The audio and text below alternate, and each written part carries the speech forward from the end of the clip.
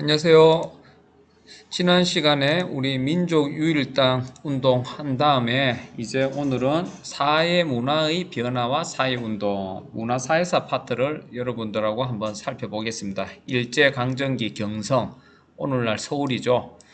오늘날 서울이 어떠한 모습이었는지 한번 보면 여기 그 당시는 전철이 다니는 길이 전차라 불렀죠. 옛날에는 전차가 다니는 길이 상당히 넓은 길이 많이 닦여 있을 겁니다. 옛날에는 뭐 크게 따로 도로라는 길보다는 이러한 길들이 일본이 넓은 도로를 닦았는데 이러한 길들은 신장로라고 불렀습니다. 신장로.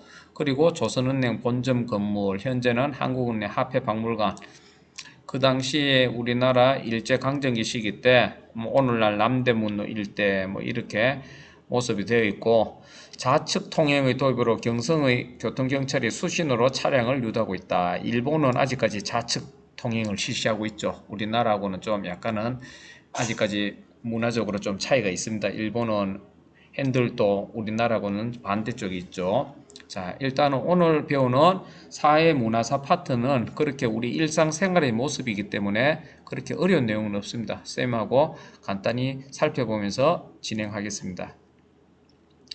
사회 구조와 생활 모습이 변하다 했는데, 우리 백화점에 간 신여성의 모습이 표현되어 있었다 했는데, 우리나라의 최초의 백화점은 1920년대 중반에 명동에 생겼습니다. 명동에 1920년대부터 일본이 20년에 일본의 거대 자본의 요청으로 해외 사령이 철폐되었다 했죠. 그때 일본의 많은 상업자본들이 우리나라에 와서 명동 쪽에 여기 백화점을 비롯해서 뭐 전등 상당히 현대된 소비 생활을 할 수 있는 그런 공간들을 많이 만들었습니다.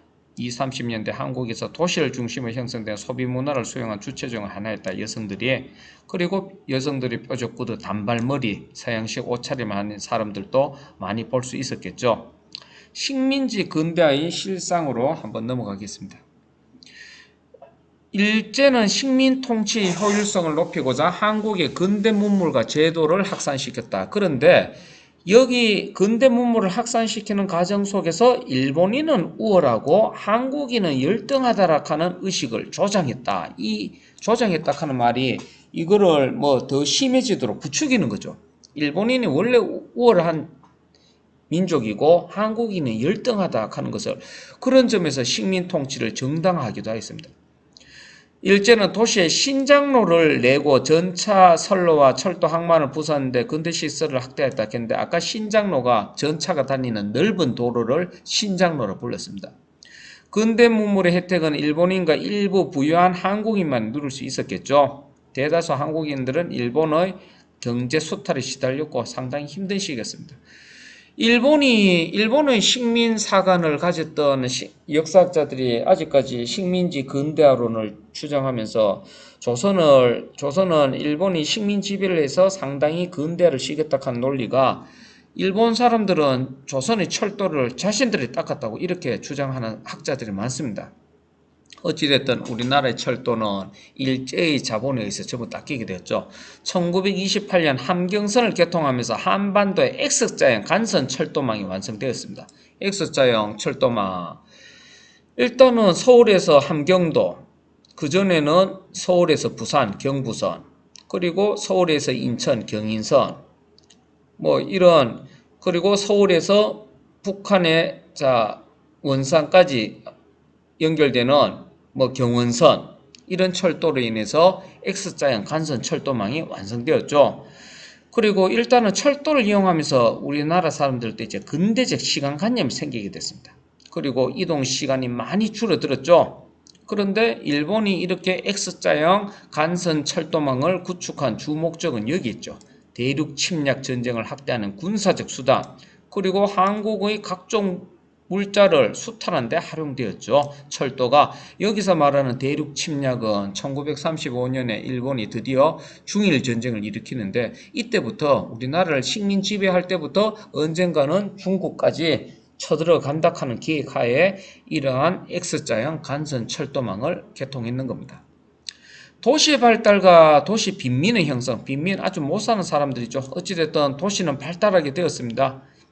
철도 부설로 기차역이 세워진 대전 신의주, 특히 대전이 조선시대만 해도 대전은 완전 시골 촌동네였지만 일단은 철도의 일단은 중간 경유지역이 대전역이 생기면서 대전이 오늘날 대도시로 성장을 하게 되었습니다. 30년대 이후에는 함흥, 청진 등 북부지방의 북한 쪽이 있죠. 공업도시가 성장했습니다.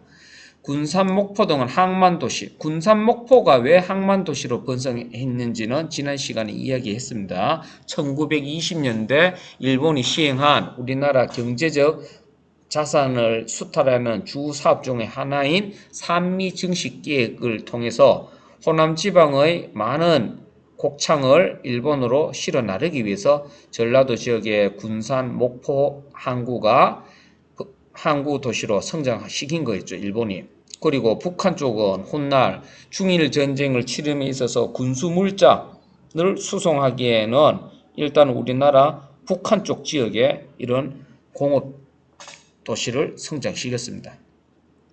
우리나라 쪽의 이야기를 한번 보면 대부분의 도시는 일본인 거주지역과 한국인 거주지역이 구분되었다 했는데 서울, 청계천을 경계로 북쪽은 한국인 거리, 북촌에 불렀고 남쪽의 일본인 거리, 남촌이라 불렀습니다. 남촌. 여기 북촌과 남촌의 이게 수준 차이가 이때만 해도 상당히 나죠. 남촌이 오늘날로 치면 어디냐 하면 서울에 충무를 중심으로 한 남촌, 그리고 명동도 여기에 그 당시는 남촌이 있었습니다. 서울에 올라가면 명동이 있죠. 거기도 남촌. 그래서 일본 사람들은 이 곳을 남촌을 혼맛지라고 불렀습니다. 혼맛지. 남촌은 여기 있으면 전등부터 아주 상당히 화려하지만 북촌은 여기에 비해서는 상당히 빈민들이 많이 살았습니다. 이들은 초란 움막을 짓고 살고 지게 품팔이한 능마주의가 뭐냐 하면 뒤에 지게에 그냥 오늘날 치면 쓰레기나 고물 같은 걸 수집하는 그런 사람들을 능마주의라고 불렀습니다. 능마주의. 그 다음 페이지로 넘어가겠습니다. 194페이지로 넘어가겠습니다. 산업구조의 변화와 노동자의 삶. 20년대 일제 아까 이야기했죠. 해외사령을 폐지하면서 자국의 공업성장으로 발생한 잉여자본, 남는 자본을 한국에 투자한다고 일본 재벌들의 요청에 의해서 해외사령이 폐지되었습니다. 그리고 한국인들이 기업을 세우고 일본 기업이 한국에 진출하는 공장이 늘어났다 하지만 우리나라 기업은 일본에 비해 상당히 적었고 그리고 여기 말하면 양말, 고무신 등 상당히 하등 산업에 한국인들이 종사를 하게 되었습니다. 자본가들이 사업을 한다 해도 그리고 방직공업이나 식료품 공업, 경공업 중심이었죠. 30년대 들어 일제히 공업화 정책으로 1차 산업의 비중이 들고 강공업과 서비스 산업 비중이 증가했습니다. 35년 중일전쟁 이후에는 우리나라가 일본의 병참기지 역할을 하게 되었죠. 그러면서 그때부터 중화공업이 발달했고 이 중화공업의 대다수 공업기지는 오늘날 북한 쪽에 만들어졌습니다. 어찌됐든 이렇게 우리나라도 고도 산업화를 구축하는 과정에서 일본인 노동자가 고급 공업 기술을 독점하는 데 비해서 한국인들은 전부 다 단순 노무직을 맡는 경우가 많았고 여기에서도 일본인과 한국인들의 임금 격차는 상당히 컸다고 봐야겠죠. 농촌 개편과 농민의 삶을 한번 살펴보겠습니다. 1910년대 토지조사 사업 이야기했죠. 10년대 일제가 무단 통치 시기 때 했던 대표적인 경제정책. 이 정책으로 인해서 우리나라의 수많은 자작농들은 소작농으로 전락하게 되었죠. 일본인 지주가 대토지 소유를 확대하게 되었고 우리 국민들로부터 뺏은 토지를 일본의 동양철식 주식회사가 일본인들한테 헐값에 넘겼고 그때 비었습니다. 20년대 좀 전에 얘기했던 산미 증식 계획으로 한반도가 일본의 식량 공급지 역할을 하게 됐습니다. 그러니까 우리 농민들의 삶을 더욱더 힘들어졌죠.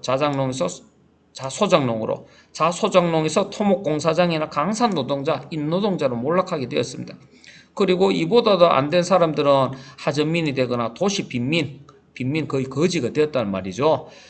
30년 초에 대공황의 미국에서 시작된 대공황의 영향을 받아 농촌 경제는 더욱 어려워지면서 농민운동이 확산되었습니다. 그러자 조선총독부는 이를 무마하고자 32년부터 농촌진흥운동을 실시했으나 농촌진흥운동 일종의 농촌의 빈곤을 퇴치하기 위한 일제가 시행했던 춘궁퇴치, 부채건전 등의 목표를 내세운 농촌진흥운동을 하였으나 일단은 별 실효성은 없었습니다. 34년에는 조선농지령을 제정하면서 농촌 경제를 안정시키려 했으나 조선농지령이 뭐냐 하면 지주의 자의적인 소작권 이동을 막고 작물에 따라 소작기간을 3년에서 7년 한 등 일단은 소작농들한테 조금 유리한 방식으로 조선농지령을 발표했습니다. 그런데 이거는 지주제를 유지하는 틀에서 소작쟁이를 줄이고 소작지의 생산력을 높이도록 소작제도를 부분적으로 개량한 법령이었습니다. 그런데 이 과정에서 소작농을 관리하는 사람, 그 당시는 마름이라 불렀습니다. 마름의 행포를 통제하지 않고 지주의 권리를 옹호했다겠죠. 역시 조선농지령은 그나마 소작농들의 소작 경작권을 좀 보조해주기 위해서 만들어진 제도였으나 실제로 지주로부터 이 토지를 받아서 그 소작농들을 관리하는 이 마름의 행포가 상당히 심했습니다. 여기에 대표적인 우리나라 유명한 소설이 있습니다. 박경리 작가님의 대하소설 토지락하는 책에 이 마름의 행포에 대한 그 시기 또 우리나라 농촌 농민들의 삶을 상당히 잘 나타내고 있는 소설이 박경리 씨의 대하소설 토지락하는 소설이 있는데 여러분들 고등학교 시기 때 한번 좀 읽어보면 괜찮은 권장 도서입니다. 한번 시간이 되면 읽어보면 좋겠습니다. 방학 같은 시간에. 그리고 여성 노동자의 삶은 당연히 힘들었겠죠. 한번 읽어보시고 생활 양식의 변화로 한번 가겠습니다. 여기 보면 모든 걸과 모든 보이, 이 시기 때 경성의 멋쟁이 남자 여자들을 모든 걸 모든 보이라고 불렀습니다. 일단은 여자는 단발머리와 양장, 서양식 복장, 남자는 양복 차림으로 이런 지팡이를 입고 다니는 신식 여성과 남성들, 그 시기 때 최고 멋쟁이들을 모든 걸 모든 보이라 불렀습니다. 모던 보이라 하는 영화도 나온 적이 있죠. 생활 양식의 변화는 민족의 계몽뿐 아니라 일제의 강제에 의한 전통 사회 구조 생활 양식이 변화했습니다. 일단은 그 중에서 새로운 도량령도 일본에 강요했고 양력 사용, 이때부터 우리나라가 일제에 의해서 양력 사용, 오늘날까지 우리나라 아직까지 어르신들 생년월일을 음력하는 분들이 꽤 있는데 일본이 일단은 우리나라 일반 생활 삶에 큰 영향을 끼친 것 중 하나가 서양식 날짜 양력 사용을 권장하였고, 그리고 여러 우리 여성들의 옷차림도 단발머리 상당히 많이 변했죠. 일제는 흰옷 대신에 색깔 있는 옷을 입게 하였습니다. 중일 전쟁에게는 남성에게는 국민복, 일종의 교복 같은 겁니다. 여성에게는 몸빼, 일본 통인을 벌인 일본식 바지인데 30년대 후반 일제는 우리나라 많은 여성들이 공장에 근로시키기 위해서 활동이 편한 일본식 그 근로복인데 이 몸빼 바지를 입도록 강요를 하였습니다. 오늘날까지 우리나라에 남아있죠. 이거 농촌 지역에 가면 할머니 분들이 몸빼 바지를 입고 아직까지 많은 작업을 하고 있지 않습니까? 일제에 의해서 남겨진 이 생활 양식의 변화였습니다. 식생활도 한번 읽어보면 될 거고, 그리고 현대적인 문화주택이 등장하게 되었죠. 문화주택. 내부에 부엌과 욕실 등이 갖춘 최신식 주택을 말합니다. 그렇지만 우리 대다수 우리 일반인들은 초가집에 거의 살았고, 토막민들은 도시 외곽이나 뚝 강가 다리 밑에 여기 일종의 거지들이라고 보면 됩니다. 토막민들. 경성구의 토막민, 일종의 이런 다리 밑 끝인데 이런 지풀로 이어서 이런 집들이 갈수록 많이 등장했다 하는 것은, 그런데 도시 미관상이나 위생상으로 큰 문제이고 토막민 자체에 대한 사회적 책임으로 보아 중대한 사회 문제가 아니라고는 할 수는 없다. 동아일보에서도 이 토막민 문제를 거론한 적이 있네요. 동아일보. 지난 시간에 동아일보는 쌤하고 농촌 계몽운동, 분화노드 운동을 전개했던 신문사죠. 뭐 동아일보 단발머리를 한 여성들 여기에 대한 내용도 있네요. 단발 미인이 간다 이거 봐라 라고 떠들고 가게에서 물건 팔던 사람들도 그들의 가는 모습을 유심히 본다. 이 시기 때 신여성 모든 글입니다. 모든 글. 지금 당신이 단발을 했다고 하는 것이 당신의 의미에 있던 하렘의 작별을 고한 것입니다. 얌전하게 따서 내린 머리는 얌전하다는 것에는 틀림없지만 거기에는 이 시대의 뒤처진 봉건 시대의 꿈이 흐릅니다. 그러니까 옛날 시기 때 이렇게 쓰기 치마를 하고 얼굴을 가리고 다니던 것은 상당히 구시대적 모습이라고 평가하고 있네요. 그리고 단발을 하면 위생적이고 여러모로 뭐 신여성임을 강조하는 이런 내용들이 나오고 있습니다. 오늘 생활상의 파트는 우리가 지난 시간에 배웠던 내용들에서 뭐 많은 것이 또 연관이 돼 있죠. 10년대 토지조사 사업으로 인해서 우리나라의 소작농들이 엄청나게 증가했고 그 소작소리도 못 받은 사람들은 임노동자로 전락하게 되었습니다. 그리고 산미 증식 계획으로 우리나라 사람들의 20년대부터 산미 증식 계획 산업으로 우리나라 사람들의 삶은 더욱더 힘들어졌고 그리고 20년대 해사령 폐지로 인해서 우리나라 민족 자본가들도 회사를 설립할 수 있었으나 상당히 하등 산업에만 치중되어 있었고 이 고등산업은 전부 다 일제에 의해서 추진되었다 하는 점을 알 수 있죠. 그리고 알다시피 1910년대 지난 시간에 어업령, 산림령, 강업령 모든 우리나라의 민족 자본이 10년 사이에서 1910년부터 20년까지 10년 사이 모든 민족 자본이 수탈 다 되었습니다. 그래서 20년대부터는 우리나라에 돈 있는 사람이 없습니다. 그러니까 고등산업을 아예 전개를 할 수가 없었는 거죠. 그래서 오늘 배웠던 모습들은 또 X자형 간선 철도망은 일본의 군사적 수단의 목적이 강하게 깔려 있었고 우리 생활상의 모습은 근대적 시간관념이 생겼다고 나오네요. 그리고 여기에 보이던 일제에 의해서 놓이게 된 전차, 이거 신장로, 넓은 도로들 이 시기 때는 아직까지 자동차 같은 모습은 아직 별로 보일 수가 없죠. 자, 이런 생활사 모습을 살펴보았습니다. 다음 주는 일단 계획된 상에 의하면 다양한 사회운동이 일어나다 여기서부터는 쌤들하고 또 같이 실적 학교의 등교 수업으로 예정되어 있습니다. 여러분들 한 주간 온라인 수업 듣는다고 고생 많았습니다. 다음 주부터는 교실에서 쌤하고 보도록 하겠습니다.